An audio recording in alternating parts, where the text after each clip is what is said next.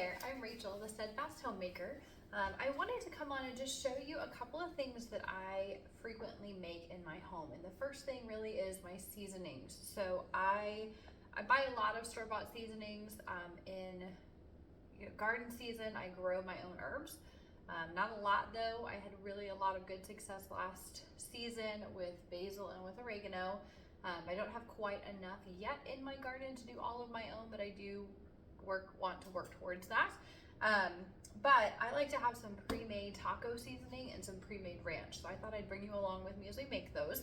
I do want to give a shout out to this book. If you haven't seen this before, this book is called Handmade by Norris, and I am obsessed with it. It's got some really easy, fantastic recipes, and I love her seasoning recipes in here. She has like taco seasoning, chili, Italian, ranch, popcorn, basil pesto, all kinds of different things.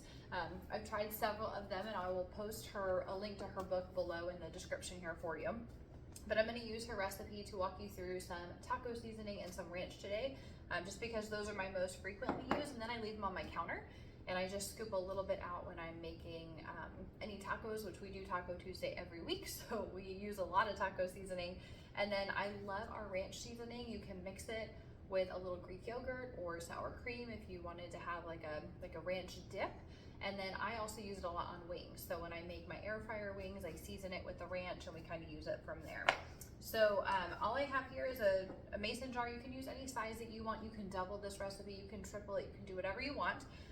And then I just use this funnel, any funnel works, just because I would like to eliminate some of the mess here. So the first thing we need is 1/4 cup of chili powder.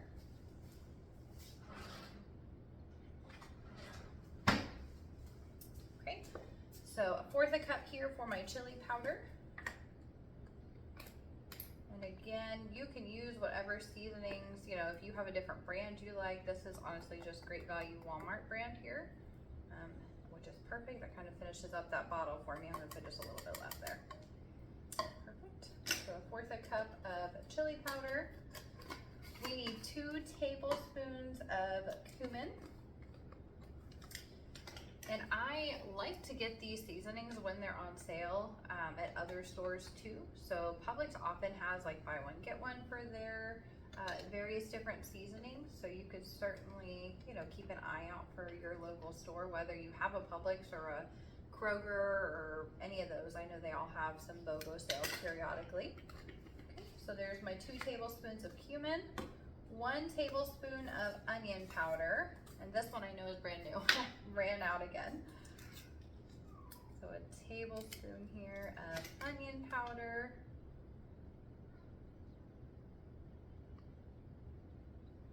Here we go. Tablespoon of garlic powder. And I will say, one of my friends shared, she does this as well. She'll put in some of those little pouches you can get that just keep things fresher longer.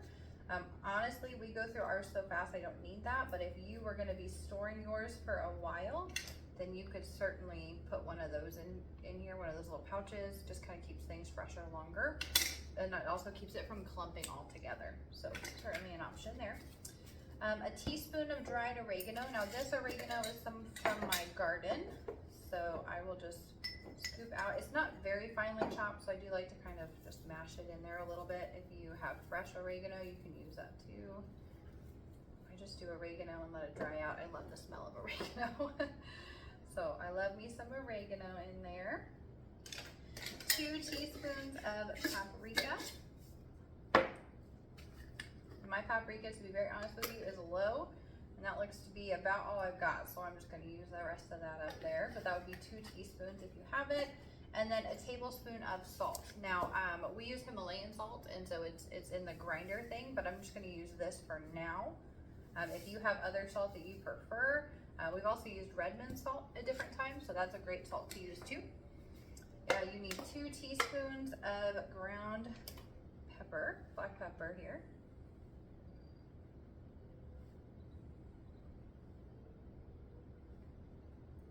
It does call for crushed red pepper flakes to taste, but I'm gonna skip that just because my kiddos are small and they really don't enjoy that. So right here you've got your layers of taco seasoning. And then of course you can kind of mix that up. And you are all set for taco seasoning. Excuse me. So now you are ready to go for taco nights or anything like that. You didn't have to get the store-bought pouch that has all the added stuff in it. You know, I still have some of those, and there's life and times where that's necessary, but I do try to cut that stuff out as much as I can. So I have my own taco seasoning here. And then I'm gonna skip the page over to her ranch one. For ranch, I need 2 tablespoons of dried parsley. Again, this one is new for me as well. I was out of this the other day. Sometimes these give me a hard time here. Got it super sealed for freshness though. I just can't get into it without a pair of scissors. Okay, so I need 2 tablespoons of dried parsley. And again, you can change things up. So if your family prefers more or less of something in your flavoring, you can. This is just kind of a good foundational recipe. And you decide what works for your family. You know, if you're watching your sodium, maybe add less salt to some of these recipes, or, you know, wait till you're actually making it and then you can add your salt then. Okay, next thing is dill weed, and this one is actually 5 teaspoons. I feel like that's a lot of dill, but it is 5, and I love the smell of dill. And when I sprinkle it on chicken wings, it is so good. We love this stuff.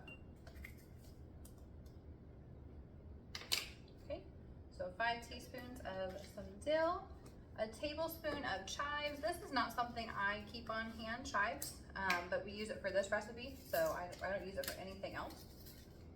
So again, I have a new one there. A tablespoon of some chives.